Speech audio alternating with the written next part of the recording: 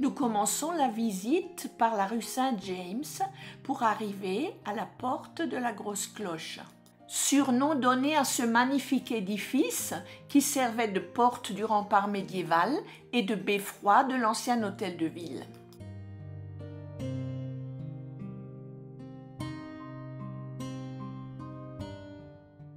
Nous déambulons maintenant dans ces belles rues pour atteindre la porte Caillot ou porte du Palais, qui faisait office à la fois de porte défensive et d'arc de triomphe.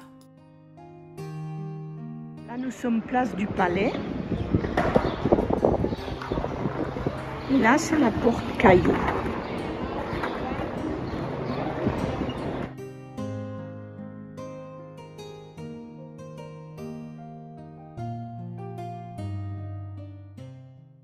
Nous sommes passés sous la porte Caillot et nous sommes maintenant sur les quais de la Garonne.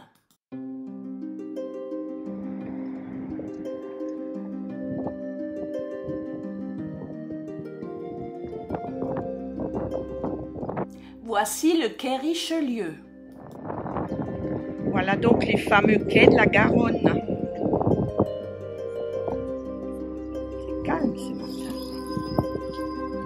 Et au fond, un bâtiment de CroisiEurope. Voici une vue des quais avant et après transformation.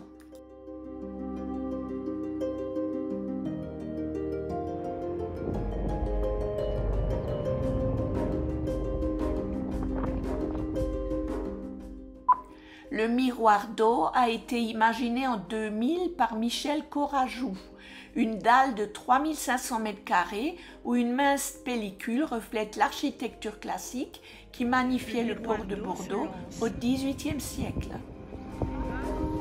Elle n'a pas le style d'une danseuse.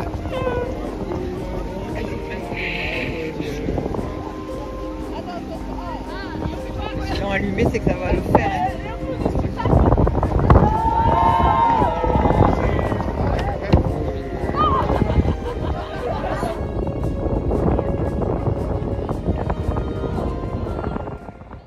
En face de nous, la place de la Bourse.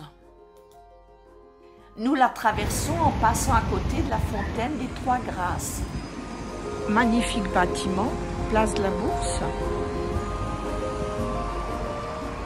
Sous la royauté, elle s'appelait Place Royale, puis Place de la Liberté, avant de s'appeler Place de la Bourse. Nous prenons la rue Fernand Philippard pour atteindre la place du Parlement. La place du Parlement a été créée en 1760. Elle a changé de nom 3 fois aussi.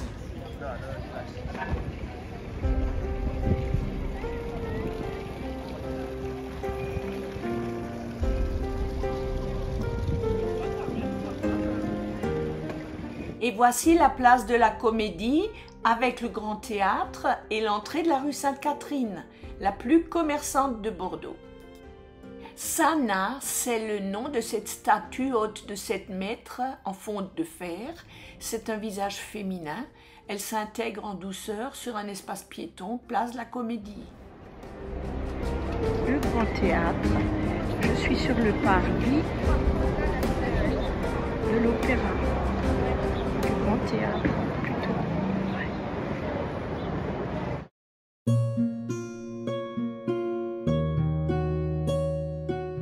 Nous quittons la place de la Comédie et vous voyez déjà au loin, à droite, le monument aux Girondins sur la place des Quinconces.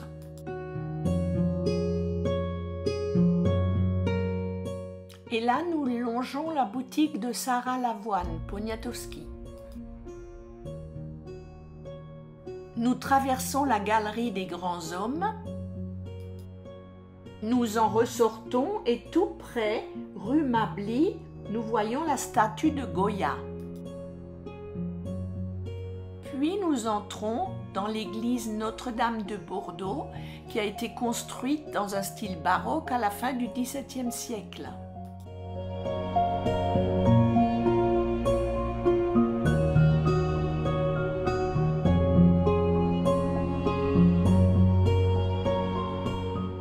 Nous entrons dans le passage Sarget. Nous longeons l'hôtel de Nesmond qui est la résidence officielle du préfet de Gironde et de région. Puis l'hôtel du quartier général, le tout rue Vital-Carle. Et nous arrivons à la cathédrale Saint-André. La place s'appelle place Paix-Berland. L'hôtel de ville. Nous entrons dans la cathédrale Saint-André.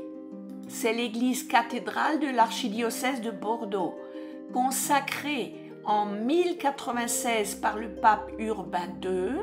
Elle est reconstruite dans le style gothique du XIIe au XVIe siècle. Aliénor d'Aquitaine et Anne d'Autriche s'y sont mariées.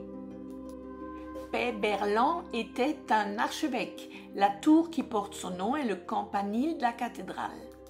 Et voici la statue de Jacques Chaban-Delmas, maire de Bordeaux.